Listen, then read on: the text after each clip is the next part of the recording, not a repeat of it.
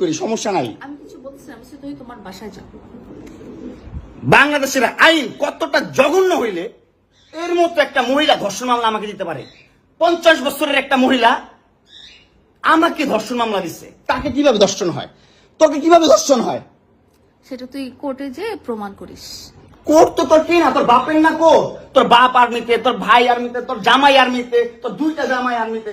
তোর তো আইন কি না? আর আমরা তো গরিব মানুষ, আমাদের তো সময় নাই, আমাদের তো এই সমাজে কোনো ছাই নাই।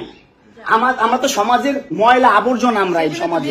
আর তোরা হচ্ছিস সমাজের অনেক উচ্চ মানের মানুষ, অনেক ক্ষমতাবান মানুষ, এই জন্যই নাকে দড়িটা ঘুরাইতেছিস আমাকে, তুই বুঝছিস?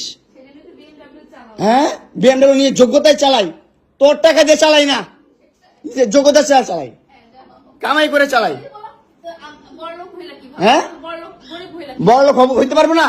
কোথাও লেখা আছে গরিবরা বিএমডব্লিউ চাইতে পারবে না, গরিবরা বড়লোক হতে পারবে না? কোথাও লেখা আছে?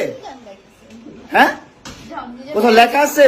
না হলে ওই মেয়েদের বাসায় যাও, না হলে নরসিংদী যাও, যেখানে যাচ্ছিলে সেখানে যাও। তোমার কাপড় চোপড় নিবা? অবশ্যই নিব। দাও, ব্যাক করে দাও।